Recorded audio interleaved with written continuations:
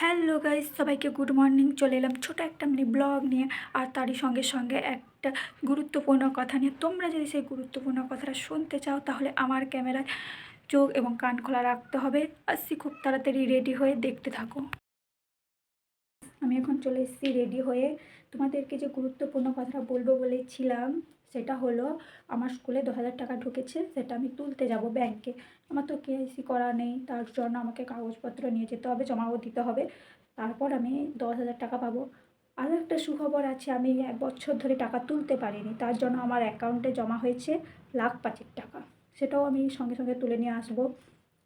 দুঃখের বিষয় হলো, এটা আমাকে নোটিফিকেশান দিয়েছে কিছুদিন আগে। আমি যদি সরস্বতী পুজোর আগে না টাকাটা তুলতে পারি তাহলে আমাকে সরস্বতী পুজোয় বাড়ি থেকে তুলে নিয়ে যাবে। আমি শুনে হাসলাম অনেকক্ষণ, তারপরে ভাবছি টাকাটা তুলে নিয়ে চলে আসি, না হলে বাড়ি থেকে তুলে নিয়ে চলে যাবে একদমে সরস্বতী পুজোর প্যান্ডেলে। আমি তো ভাই যেতে চাই না, তার জন্য আমাকে টাকাটা তুলে নিয়ে চলে আসতে হবে। গাইস, তোমরা যদি এরকম ঘুরতে যেতে চাও তাহলে অ্যাকাউন্টে কোনো কেআইসি করার দরকার নেই।